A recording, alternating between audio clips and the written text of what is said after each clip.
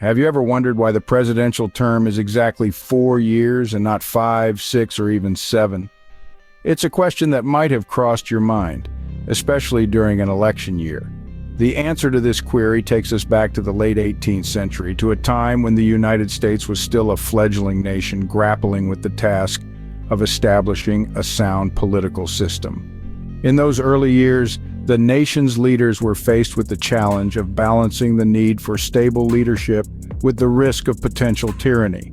They wanted to avoid the possibility of a monarch-like ruler while still providing the country with a stable head of state. This balancing act led to the establishment of the 4-year presidential term, a decision that has shaped the American political landscape for over 2 centuries. Let's embark on a journey back to the 18th century, to the Constitutional Convention of 1787, where it all began. May 1787. Representatives from all states except for Rhode Island gather in Philadelphia. This was the Constitutional Convention, a meeting originally intended to revise the Articles of Confederation. However, it quickly evolved into a complete overhaul of the political system, leading to the creation of the U.S. Constitution. The delegates, mindful of the oppressive monarchy they had recently escaped, were keen to avoid a similar situation. They wanted an executive branch to balance the legislative and judicial branches, but the question was, how long should the president serve? A lively debate ensued. Some, like North Carolina's Hugh Williamson, advocated for a single 7-year term with no chance of re-election. His argument was simple: an elective king, who could serve for life, would spare no efforts to keep himself in power, laying the groundwork for a hereditary monarchy. If a president could only serve once, he reasoned, a 10 or even 12-year term wouldn't be out of the question. Others had different ideas, proposing terms ranging from a modest 6 years to a lifelong tenure.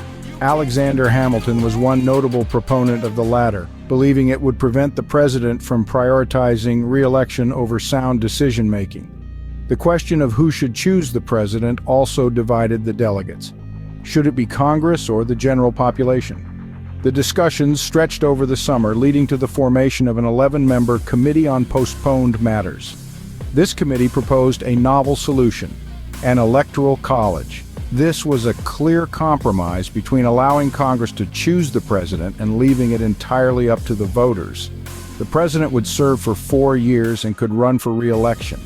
This proposal, though not without its detractors, was eventually approved in early September. North Carolina was the only state to vote against the 4-year term. And so, despite all the debates and discussions, the term of 4 years was approved, setting the stage for the future of American presidency. The seeds sown in 1787 continue to shape the political landscape of the United States to this day. Although no term limits were set initially, the 2-term precedent was established by none other than George Washington and Thomas Jefferson. These 2 founding fathers, recognizing the potential for a presidency to evolve into a monarchy, chose to step down after serving 2 4-year terms. This self-imposed limit became a model for future presidents to follow, a silent guideline that echoed through the corridors of the White House for generations to come. As we journeyed through time, the majority of presidents adhered to this 2-term precedent. However, history is never without its mavericks. Ulysses S. Grant, the 18th President of the United States, after serving 2 consecutive terms, took a hiatus from politics. Yet the call of the Oval Office was too strong to resist, and in 1880, he campaigned for a 3rd term. Despite his efforts, he narrowly missed securing the nomination at that year's Republican National Convention, losing out to James Garfield.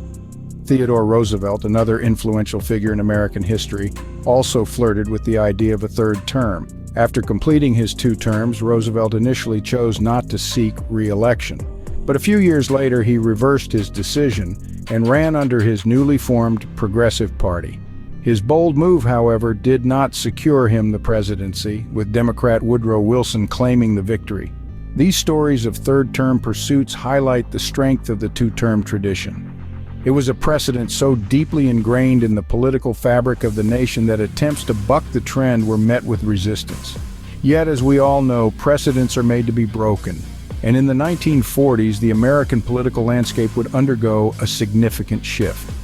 Despite the two-term precedent, things took an unprecedented turn in the 1940s. As we move forward, we'll delve into the era of Franklin Delano Roosevelt, a time of great upheaval and change that would forever alter the course of presidential terms in the United States. Enter Franklin Delano Roosevelt, the man who changed the game by clinching not just a third, but a fourth presidential victory. In the 1940s, the United States was navigating the turbulent waters of the Great Depression and the Second World War. During these trying times, voters sought stability and consistency, and they found it in FDR. His presidency saw the implementation of the New Deal, a series of programs and reforms aimed at pulling the country out of the economic slump. Additionally, his leadership during the war was widely lauded. However, Roosevelt's extended stay in the Oval Office was not without controversy.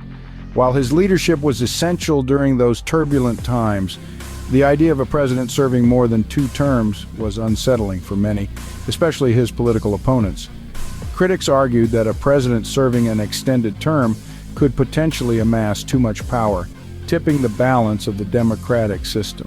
In response to these concerns, and in the aftermath of Roosevelt's unprecedented 4-term presidency, Congress proposed the 22nd Amendment in 1947.